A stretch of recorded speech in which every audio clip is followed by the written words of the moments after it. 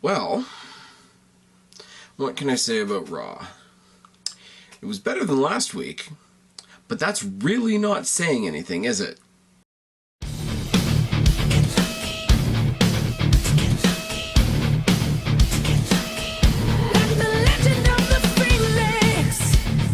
What's going on, everybody? It's your buddy, it's your pal Spaz, Phoenix, the YWC Reality Check here, in a slightly better mood than last week to talk about your June 6th Monday Night Raw review. All the focus this week is on the takeover on this Wednesday, isn't it? So Monday, it was hard to get excited about Monday, especially because they really didn't give us anything else to be excited about last week. So on a side note, all things being equal, there will be a live review of the takeover that's happening this Wednesday at around 11 o'clock my time. I don't know how to translate that. I live in the Toronto area, so 11 p.m. my time. You know, if you want to watch live, figure out what that is your time. All things being equal, and if we don't have any technical difficulties, Guapo and Kristen will be along for the ride. The takeover recap concept originated on the Black Cat Feline channel. So Kristen will be hosting this hangout. It will just be happening on this channel. We start off, it's kind of cool. It's not the Authority. It's not John Cena. It's not even Roman Reigns. We have all 6 members of the Money in the Bank ladder match coming up at the Money in the Bank pay-per-view. They're all standing on top of their own ladder and they're giving their promos, and a lot of talking happens. Owens starts it off as Ambrose is coming to the ring. He's the last one. Lillian Garcia is announcing everybody. Makes fun of Lillian Garcia, makes fun of Sami Zayn, says, Garcia, you don't need to introduce us because everybody knows who we all are. We're all superstars except for Sami Zayn. Jericho says he's the most famous guy in the ring. Ambrose, with a really bored look on his face, says, can we please just get to fighting, please, please? Owens keeps bragging, makes fun of plugging the WWE Network, talks about how he'll be a fighting champion. He'll defend the title against anybody except for the people in the ring right now because they don't deserve it. Zayn says that's the problem with Owens. You know, he doesn't pay it forward. He doesn't think about the next guy and the next guy. I'm going to pay it forward as a champion. Ambrose is still in the back, still looking bored, saying, can we please fight, please? Alberto Del Rio speaks some random Spanish and then says that all his opponents are paper boys. I don't know what that means. I don't know if that's like a Spanish insult thing. I don't know if that's an American insult thing. But it gets a really loud C chant from the crowd. So yeah, we've kind of stolen that from Daniel Bryan, haven't we? Jericho talks about all the goofs in the Cesaro section and how he created the Money in the Bank ladder match, which leads everybody to mock him for never winning one, which is fucking great. He says, oh, I won the first one. No, the 6th one. I won it in Apple, the Big Apple, but not New York, etc., etc., etc. I don't have to win. It doesn't matter if I win or not because I boost all of you just by being here. And by this point, Ambrose has gotten down off of his ladder. He's bored. He knocks Jericho off his ladder. We get a 6-man brawl, and it's interrupted by music. And it's not Money, Money, Money, and it's not the Queendom.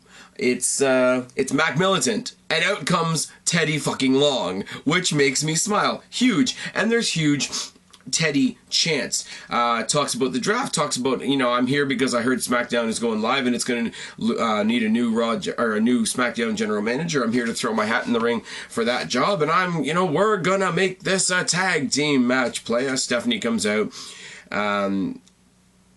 We haven't made that choice yet. I'm not going to make that choice tonight unilaterally because Shane's not here. Shane's on vacation. Teddy, there's no reason for you to be here. You need to get stepping. Makes him leave with no music. So he's dancing, being Teddy Long with no Teddy Long music. She announces that the 6 men in the ring are going to be in battle tonight, not in tag team matches. We're going to see Zayn versus Del Rio, Ambrose versus Owens, and Cesaro versus Jericho is up next. And then she hits Teddy Long's music so that she can dance and leave. I guess, we're still keeping some of the Stephanie heel overtones, undertones, whatever you want to call it. Not the worst way to begin the show. I didn't talk about the Raw pre-show just because there wasn't much on it that we didn't already know. We're getting New Day versus The Club as the main event tonight, and the Vaudevillains are going to face Enzo and Cass again at some point. Stephanie McMahon dances to Teddy Long's music, and we go to commercial break. Come back to Jericho versus Cesaro. Now, I know I know. It's Daniel Bryan syndrome all over again. Thou shalt not talk bad about Cesaro. And I'm not. Cesaro's a fucking freak of nature. But they've got him reduced to... His uppercut is what Brock Lesnar's suplex is. It's kind of all he's doing, which is kind of sad when you see the stuff that he can do. But anyways, knockdown by Jericho to start the match, and he works the arm immediately. Side headlock and a knockdown by Cesaro. Chops by Jericho. Uppercut by Cesaro. Running uppercut by Cesaro. Drop kick by Jericho as we go to commercial break. Side headlock by Jericho and uppercuts by Cesaro. And in brackets, I just put lots of them. Because he does an uppercut train, and then he does a rebound uppercut, and then he does the... You know, the pop-up uppercut. So he did lots of uppercuts. Yay. Jericho counters the Cesaro swing into a roll-up attempt, which is interesting if nothing else. Jericho then code breaks Cesaro out of the ring, which is cool because Jericho does the sort of frazzled heel thing where he's like, I got him, fuck, I don't have him, when he rolls out of the ring, which is great. Cesaro, proving my point, does that second rope deadlift, second rope vertical superplex thing that he does, proving indeed what I just said, the freak of nature that he is in the ring. If he could do more cool stuff like this, and lay off on the uppercut train just a little bit, it would be better. It would take the comic cartooniness out of his matches, stop the James Bond shit, and just let him do this, and it's fucking good. Boot and a second rope drop kick by Jericho, and they have a chop battle. Jericho counters the neutralizer into the walls of Jericho, which is fantastic. Cesaro swinging a sharpshooter gets the quick and sort of out of nowhere win for Cesaro. We replay the beatdown on Cena with... Sorry, lost my place already. We replay from last week, the only good thing that happened last week, which was the Bullet Club / the club / the club sandwich / the country club / the Balor Club, whatever. Styles, Anderson, and Gallows beating the crap out of Cena, which was awesome. As I said last week, if the highlight of the night was the Cena segment, we're in trouble. But we confirm... What we basically all already knew is that the next major pay-per-view feud for AJ Styles is going to be AJ Styles versus Cena. And every time they mention this match tonight, we talk about the WrestleMania-worthy feud that we're getting at Money in the Bank. So the fact that they keep pushing it as a WrestleMania-worthy feud, it's kind of like, oh my god, I can't believe we're having it on this B show, which reminds us that Money in the Bank is a B show, which is not a good thing. And then, holy crap, we get a lot of video packages. We replay that beatdown. We start the first of many, and I'm going to try and be as respectful as I can about this, the first of many, many video package, Twitter packages about the passing of Muhammad Ali. I'm not trying to be disrespectful here. I could come up here and do a little tribute, say my piece about Muhammad Ali, but it wouldn't be very well informed. I don't know that much about the guy other than his ridiculously high stature and high podium in history, like as a great human being, as a great fighter, whatever. I'm not the person to come up here and talk about Muhammad Ali. There's many, many people a lot more informed in that regard than I am that would do a much better job than I am. I know Good Mic Work, for example, has already put a piece up on his podcast. I encourage you guys, if you don't already know who Good Mic Work is, check him out on YouTube or on in the Twitter or in the podcast world. I'm pretty sure he's got more to say about Muhammad Ali than I do. What I am going to say about this, though, and it's going to make me sound like a bit of a dick, this did get repetitive because they played the same... they played an actual tribute video later in the night, but they have this little video clip thing, and all it is what people said about him on Twitter, and they just played that same video package 3 or 4 times throughout the night. And I'm sorry, that goes from, oh, that's a really nice thought, to, okay, they really want to drive home how sad this is, to, okay, this is getting a bit repetitive now, and it's just... It loses it, and I don't want that to happen, especially for somebody that's passed away. And then we get the first of 2 build-up packages for Roman Reigns versus Seth Rollins at Money in the Bank, which is cool. They do one now, they do one later. One's basically from Roman Reigns' perspective, one's from Seth Rollins' perspective. I'm not really going to go through them or into them in very much detail because I didn't watch them, because it's all shit that we already know. Yes, They were the Shield. Yes, Rollins broke up the Shield. Yes, Rollins cashed in Money in the Bank and cost Roman his title thing at Mania and then just jumped him last month at the pay-per-view. We know the story. The story's already there. WWE doesn't have to do anything with it. That's why this story works. But don't beat it into the ground. What we do get next is Rusev in a match, and we have a Swagger sighting. But Swagger virtually doesn't matter because Titus O'Neil is on commentary, and that match, the one that I don't give a fuck about, is coming. Oh, yes. But we got Rusev versus Swagger, which is a revamp of their feud from, 2 years ago over the U.S. title, and Swagger, I don't think, was struggling to be relative then. But belly to back and a front face lock by Rusev to start. They trade punches, super kick by Rusev, and a corner beatdown. Boot by Rusev, a choke and an arm trap by Rusev, corner clothesline and a power slam by Swagger. They both bail out to the outside.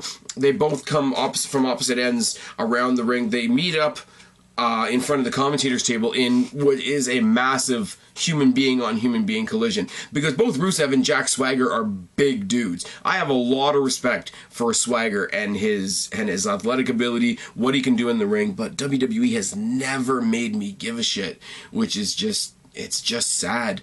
It really is. They put him with Heyman and Cesaro, and he was the odd one out. They put him with Ziggler and Vicky Guerrero, and he was the odd one out. They've never successfully done anything that's really made me give a shit about Swagger, other than the fact that he is, like Cesaro, is a very, very underrated beast in the ring. But he's a big dude, and Rusev's a big dude. So when these two guys collided in front of the commentators table, you felt it through your TV. I know that's a very, very cliche thing to say, but it was the dull thud effect. You know what I mean? It's not like when they do a super kick and they slap their legs so you get that quick, that snappy, that cracky sound. It was the dull thud, which is like, oh, that's a lot of humanity hitting each other. You know, go back to the Battles of the Giants, you know, the immovable force and the immovable object or whatever it is. It was that kind of, on a smaller scale, it was that type of thing. Rusev then tosses Swagger over the commentator's table into Titus O'Neil, runs back to the ring and wins by countout. But that doesn't matter because Swagger and Titus O'Neil double team Rusev, who leaves. Now, this is the first of what becomes a repetitive problem for me tonight. The baby faces in this scenario are Swagger and Titus, and they stand victorious at the end. Yes, because two guys that are bigger than Rusev teaming up on Rusev made Rusev leave the ring. If they were heels, I would get it. If they were heels and Rusev was being smart, babyface, living to fight another day, I would get it. But they're the babyfaces. How are you the babyfaces if you're both bigger than the heel and it's a 2-on-1 scenario and the commentators are trying to make the heel sound like a coward for leaving, but the audience watching is just like, well, yeah, I'd leave too. Fuck it. It's no good. Speaking of, and we're going to get into that scenario again in a second, Cena comes out, talks about how Cena versus Styles could have been great. It could have been a match for the ages. The chants last week alone were different than they are normally. It wasn't Let's Go Cena and Cena sucks. It was Let's Go Cena and AJ Styles, and it lasted for 2 minutes straight.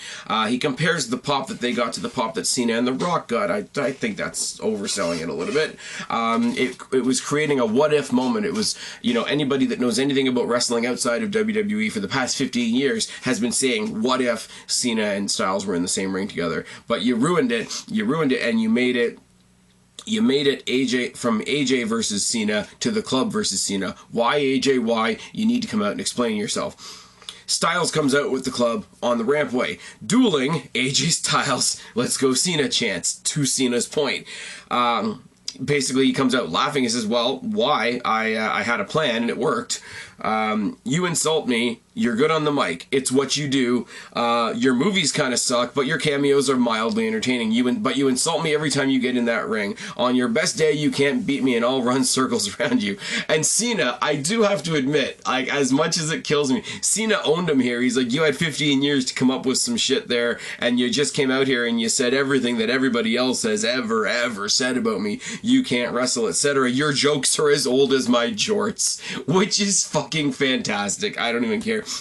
You worked 20 years to get to this spot and you failed. You got gifted a title shot and you failed against Roman Reigns twice. You're a bust. You're trying to make a name off of me. You're not phenomenal. You're just desperate. Styles comes back with, I've been all over the world and you can't go anywhere else because nobody wants you. I sell out worldwide. I've got nothing to lose and that's what makes me dangerous. Cena says once again, why, if you wanted to be dangerous, if you wanted to prove a point, why couldn't it have been AJ Styles versus John Cena? Why is it John Cena versus the club? And Styles says, in pure YWC indie fan smark territory, once you wrestle John Cena and lose, you get buried. And he points to his boys and he says, these guys are here to make sure I keep my head above ground. And it's just like, oh, WWE, I know what you're doing, but don't do it.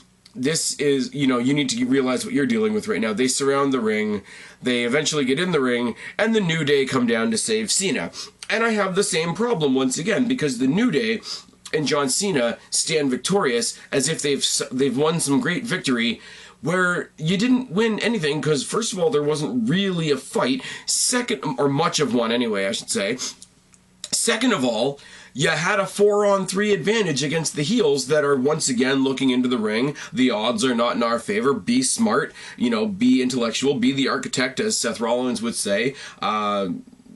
Discretion is the better part of valor. Learn to live another day. That's a smart thing to do. A babyface who sees 4-on-1 advantage or whatever is gonna back out and live to fight another day.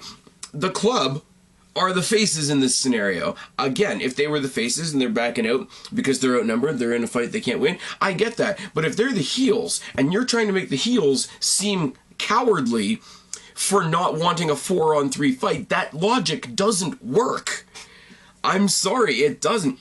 I love the promo from both of these guys. AJ Styles and John Cena both brought more to this promo than, most people give either of these guys credit for on a regular basis. And it wasn't a Roman Reigns promo, so everybody's happy about that. But, the logic at the end is just, I don't know. It was great up until the 4-on-3. I don't know. If New Day was a tag team of 2, and they came to have John Cena's back, and it was 3-on-3, and the babyfaces got the upper hand and the heels left, then yeah, you could pull the whole, Bullet Club loves the numbers game, but they don't like it when the numbers even up. Because yeah, running away from an even fight makes you a chicken shit heel, and if they want to play it that way, fine. Running away from a 4-on-3 disadvantage doesn't make you a chicken shit, it makes you somebody that doesn't want to get your ass handed to you. And that's smart, that's not heely, and it's not chicken, and it doesn't work. Okay. Vaudevillains versus Enzo and Cass. We've tried to have this a bunch of times. It was interrupted at the pay-per-view via concussion. It was interrupted, was it last week by the club, doing that whole thing again. Because the club, just jumped New Day during hold on. I'm getting my matches mixed up, guys. I'm sorry. But yeah, anyways, you gotta go back and play up the whole, we're still trying to get our revenge on the concussion, that whole deal. Enzo and Gotch start off the match with a collar and double tie-up and a mud hole by both of the Vaudevillains, an elbow by Gotch, a boot by English, and a headlock by Gotch. Rolling clotheslines and a follow-away slam and a splash and another slam, all by Cass, all off a hot tag, all look great. Empire elbow and a boot by English. English copies the concussion spot on Enzo Amore that they did at the pay-per-view. Enzo sells hitting the bottom rope and falls to the outside again. And we have a really cool storytelling thing here because Cass looks up from the other side of the ring, sees what this guy tried to do to his buddy, and fucking rages. And it's fucking great. He just destroys English in the corner, beating him and thumping him and giving him the mud hole treatment and all that sort of thing, to the point where the referee has to throw the match out. The referee has to throw the match out. Cass doesn't stop, hits the boot by Gotch in the East River Crossing. The villains win by DQ, but it doesn't really matter because Enzo and Cass are standing tall, and we get the "How you doing" chants from the crowd. We cut to the back where Stephanie doesn't understand how Teddy Long got into the building and why he's still here. How'd you get into the building? How'd you get to the ring area? How'd you get to my office? And he pulls a couple of dollar bills. on out of his jacket. And he says, this is the dollar that makes you holla, playa, whatever. Teddy Long suggests that the tag team division is, on fire. They should take advantage of it, that they should do the Villains, Enzo and Cass, Club, and the New Day in a 4-way at Money in the Bank. She tells him that that's a horrible idea, he doesn't even work here, he shouldn't be here, he's going to be removed, he's not booking the show, she is. And as soon as he leaves, she calls the merchandise rep or whoever and says, tell the marketing team I've got this fatal 4-way set up for Money in the Bank, and I'm really proud of it, and it sounds really good, which is fucking great. I love Stephanie McMahon as a heel. It's just fucking great, especially if she's going to do this, she's a good guy when her brother's around, and she's not when he's not. That whole two-face that we know she is, it's good. She's got to be a little bit more cerebral while the cerebral assassin is not around. Whatever. Alberto Del Rio versus Sami Zayn is next. And, they have an awkward thing in the back where Alberto Del Rio once again goes to the Paperboy insult, which I really don't get. Unless it's like Paperboys are like a poor person's job and he's the rich guy and we're going back to that. But he doesn't really do anything, and half of his promo is in Spanish, which is, it's really intense and it's really... he's really aggressive in the way that he delivers his promo, but if it's in Spanish, I don't know what you're saying. I know perro means dog, and that's about it. Crazy kicks and punches to start from Alberto Del Rio. A head scissor by Zayn takes them both outside, and they brawl moonsault off the rail by Zayn as we more quickly than I would like, actually, go to commercial break. Come back, Alberto Del Rio rides a headlock, forearms by Zayn, crossbody by Zayn, backstabber by Alberto Del Rio, super kick by Alberto Del Rio, clothesline by Zayn, a boot by Alberto Del Rio, and an enziguri. The enziguri knocks, and the whole ending of this is all fucked up. He enziguris Zayn off the top rope, but Zayn falls into the Tree of Woe. He tries to do that double stomp, but Sami Zayn does a sit-up out of the Tree of Woe, grabs him and tosses him across the ring. But he doesn't get himself out of the Tree of Woe, so Alberto Del Rio goes, okay, if it didn't work once, it'll work the next time, goes back up for the double stomp and gets the win. It was a really, really awkward... I mean, the sit-up into the throw looked fantastic, don't get me wrong. All credit and all props to Sami Zayn for being able to do that from that position. But if you can sit up and toss somebody, they're falling from a good, 10 feet? If they go up off the top rope and down again, you don't have time to quickly unhook your foot. I don't know. It's a very impressive looking, but at the same time, very confusing way to end a match. Really, really good, really quick. Everybody, sort of one of those matches where everybody got their stuff in enough to whet your appetite for the pay-per-view, which is what all these matches are doing tonight, let's be real. We get the other promo package for Roman Reigns versus Seth Rollins, which is nice. Ambrose versus Owens. A lot of people were saying on Twitter that we've seen this match a lot, but it makes sense. It's building towards a match that they're both in.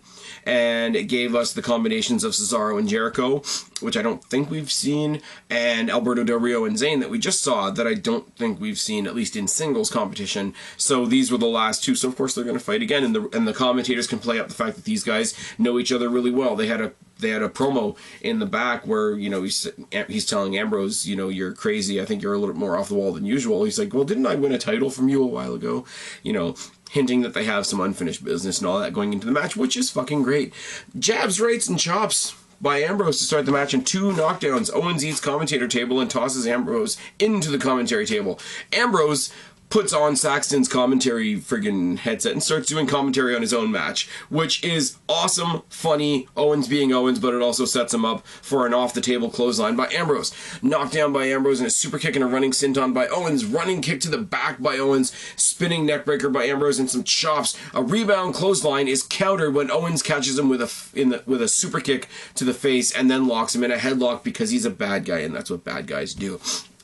Collar and elbow tie-up in the middle of the match as opposed to the beginning, which is nice change. Back elbow by Owens, second rope superplex by Ambrose, and a corner splash. Belly-to-back suplex by Owens and a clothesline by Ambrose. Ambrose gets crotched on the top and eats a cannonball by Owens after he's already previously in the match tried to hit it about 3 or 4 times.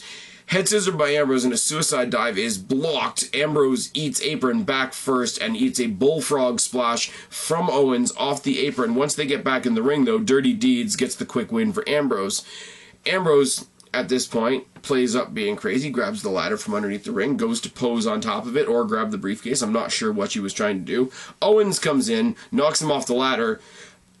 doesn't jump him and maul him like you would expect, just knocks him off the ladder and leaves again. Thinks about going up the ladder himself. Now, this is what I love. Stereotypically, in these types of matches that are leading up to a Money in the Bank match, any successful guy in the match is going to be real symbolic by climbing up a ladder and grabbing the briefcase at the end to say, you know, I'm going to do this. But, you know, Ambrose just did that, and Owens was able to take him out. Owens goes to do the same sort of symbolic message, takes one look up at the briefcase, looks at the ladder, thinks about what could happen to himself, and says, ah, fuck it. I'll leave it for the pay-per-view, which is fucking great. Fuck Darren Young and the Bob Backlund bullshit. Oh yes. Charlotte comes out with Dana Brooke, talks about, you know, how what she said to her dad and how she said he was dead to her and all this crap was only professional. She still wants to be daddy's little girl. She just can't be daddy's little girl while she's at work. Natalya and Becky come out and basically call her out on her BS. Says, you know, the Hart family may not be perfect, but at least I don't use them to get ahead. Dana, they do this whole thing, and this is what they need to do. And this is what the YWC has been saying for a while now. They need to do this thing with Dana Brooke, where everybody tries to show Dana Brooke the error of her ways. Look, Charlotte turns on everybody. You know, she turned on the who were they? The BFFs in NXT. She turned on Team PCB. She turned on her own father. What makes you think she's not going to turn on you too? Dana does this thing where she sort of shuffles over to the other side to make it look like she's actually listening. Jumps them. There's this messy little four-way brawl that ends with Dana Brooke hitting that Samoan Michinoku driver deal on Becky, while Charlotte locks a submission in on Natalya. But it's not the figure 4 or the figure 8, which is cool because it means they're pulling her more and more away from being, you know, Ric Flair's daughter, which I like. She does this thing on, it's a grounded submission, but it's basically a dragon sleeper combined with a leg vine. And if that's going to be her new finisher, if she's not going to use the figure 8 anymore, this was pretty good looking. And I like that she put it on the opponent because Becky Lynch has the disarmer, but, you know, Natalya is coming from the Hart family. The Hart family is known as submission wrestlers. So she put the submission on the submission girl, which is, I think, a little bit of extra storytelling that I thought made a lot of sense. They go to the commentators, and they say, you know, just looking at what happened with the girls in the ring, you know, most of those girls came from NXT. Now let us tell you about this pay-per-view that's happening on Wednesday. And the commentators take about 5 minutes to put over the NXT pay-per-view, the Takeover the End, that's happening this week on NXT, which I thought was really, really good. We see a backstage segment with the Shining Stars talking about flowers, and then we see a very, very awkward backstage segment where Tyler Breeze is shaving Fandango's back. For reasons. I told you guys last week, these are two talented guys that are stuck with shitty gimmicks. Take the shitty gimmicks away. These two guys, whoever the guy, Johnny Curtis and Tyler Breeze, these two guys work as a tag team, and they work well as a tag team. Help them slowly shed those two gimmicks. Have them just be a team, and it'll be really good. We had Tyler Breeze versus R-Truth. It didn't last very long. They traded a couple punches, and there was a clothesline by Truth. And then the two guys that weren't in the match rolled into the match, and the match was basically a mess about a minute in. Teddy Long comes back out. Holla, holla, holla, tag team match. Playa, playa, playa. Security takes him out. He's on the microphone, and he's yelling out that people need to hashtag Teddy Long running SmackDown live, playa, playa. And Steph corners him in the back and says, I got some bad news for you. It's not going to be you running SmackDown. It's going to be me. Which is okay. It could just be her talking shit. I really hope that it's Shane running SmackDown and Steph running Raw, because Steph running SmackDown is not only something we've seen before, but it would make more sense. Steph, as the heel, needs to point out at some point that Shane McMahon shouldn't be running Raw because he lost to The Undertaker at WrestleMania. So by default, that would put Shane on SmackDown. SmackDown is the one that's getting this big resurgence. Shane came back to the WWE to give it a resurgence. It would make more sense to put him on SmackDown. So I hope she was just talking shit and being mean to Teddy. Rollins and Roman Reigns are going to be on the Ambrose Asylum next week on Raw. So, I'm sorry, I really hate to say this, but the fact that they're throwing Ambrose back into the mix telegraphs the match at Money in the Bank. You know that Ambrose is going to win Money in the Bank, and they're going to start the seeds next week, and there's going to be the Shield triple threat, which we all want to see. I really just wish I was a more ignorant wrestling fan, and I didn't look at stuff like this and be like, well, I know where they're going with this, don't I? It'll be good. It's fine. I don't mind it. I think the you know, everybody's excited to have Rollins back. Everybody has had non-stop support for Ambrose, and Reigns just, you know, it's not cool to like Roman Reigns. It is what it is. If nothing else, you will get some sort of vocalness from the crowd when that becomes a triple threat match. I really hope they just do it on the same night.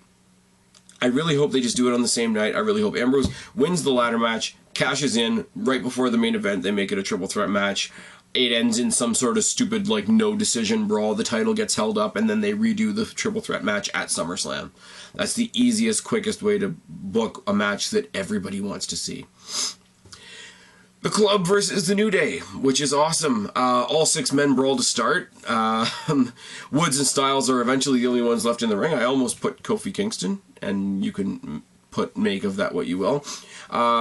They brawl in the ring while everybody else falls outside. Clothesline by Woods and a dive. Woods dives on Anderson and Gallows on the outside while he's dealing with AJ Styles in the ring, which is fine, but it means that on the apron he gets a boot from Anderson. Styles hits the Styles Clash on the floor on Woods, and the match just kind of stops as we go to commercial break. Coming back from the commercial break is kind of slow, and you don't really know what's going on at first, because you have the Club standing in the middle of the ring, and you have Kofi and Big E come out back from the backstage area, so you're sort of led to believe that Woods got hurt, he got taken to the back, his teammates went with him, and they came back all pissed off. It was good. See, I like this. I like the, and this is the only, there's no real other way I can say this. I like that they're taking some of the goofier characters on Raw right now, or on WWE right now, and giving them the Triple H effect a little bit. Triple H, especially when he was in DX, could go from goofy to absolute fucking serial killer like that. You know, Enzo and Cass come out, they're having a lot of fun, they're telling a lot of jokes, they're goofy-ass guys. As soon as he saw his buddy was taken out, Cass went psycho. He went psycho to the point where it cost him the match, but he went nuts. He showed some intensity. Same thing happens here. You don't think you're ever going to get intensity out of the New Day, but you got intensity out of the New Day once one of their guys was taken out. They decided to take it on. This is where I like it. This is where I believe baby faces and heels, because the heels have the numbers advantage. The heels have the size advantage. The heels have shown how bad they are by face planting a guy on the floor. This works. This numbers game works. I don't know why they couldn't do this previously in the night. Clothesline in a corner beatdown by Kofi Kingston. When was the last time you've said that? And a back suplex. Big E hits a headlock and Kofi hits a boot. Big E hits a belly-to-belly suplex. Big E hits the apron splash, but he eats a Pele from AJ Styles on the outside. Clubs to the back by Gallows, a corner splash by AJ. Gallows rides a headlock, because that's what bad guys do. Hits an uppercut and an elbow drop to follow that up. Springboard clothesline by Kofi and a boom drop. DDT by Kofi and an SOS. Belly-to-belly by Big E, a boot by Gallows, a phenomenal forearm by AJ Styles, and the New Day fall to the numbers game of the Club, and that doesn't hurt my feelings at all. What doesn't hurt my feelings at all either is the 3-on-2 beatdown after the match that is saved by John Cena, and John Cena and the 2 remaining members of the New Day stand tall. In a 3-on-3 scenario, these 3 stood tall. That's a victory. That's 3-on-3. That is a potentially fair fight that the heels are running away from. Now you can make them out to be cowardly heels. Now the commentators can shit on them as being bad guys and not having any spine, etc. Now you can play up the good guys as having won some sort of victory. I mean, one of them is John Cena, so it's not really that much of a victory. But you see my point, though. The numbers game, or the outnumbered game, or the disadvantage falling to the heels doesn't make them feel like heels. And they fucked it up twice and they got it right at the end. That doesn't quite break them even, but it makes Raw a hell of a lot better than last week, I'll tell you that. And, as I will say, and I think I said this on the way into the last pay-per-view as well, the Raws haven't been, you know, the best shit ever, but they are building towards pay-per-views that I am looking forward to. I am looking forward to Roman versus Rollins. It's a story that we've been waiting on forever since Rollins got hurt. I am looking forward to John Cena versus AJ Styles, because as John Cena said, this is one of those what-if matches. You know, we always said if WWE took on TNA, who would fight who? And you always AJ Styles was referred to as the John Cena of TNA. The Money in the Bank even has, you know, other than Jericho, All the other entrants in that match are pleasing to the smart audience that are driving 2016, which is good. And we're getting this Fatal 4-Way tag team match that was confirmed later in the night. The Bullet Club versus the New Day versus Enzo and Cass versus the Vaudevillains. I could do without the Vaudevillains. I could do without the way they're kind of making the women's division muddy right now. But the rest of it's going pretty well. So to rebound... Excuse me. To rebound from last week, this show wasn't spectacular, but it was night and day in 7 days. And honestly, guys, that's good enough for me. Anyways, I've been Spaz, your YWC Reality Check. Check us out on Wednesday after TakeOver for the live review. Don't be a stranger. I'll talk to each and every last one of you later, but for right now, I'm tagging out. Bye.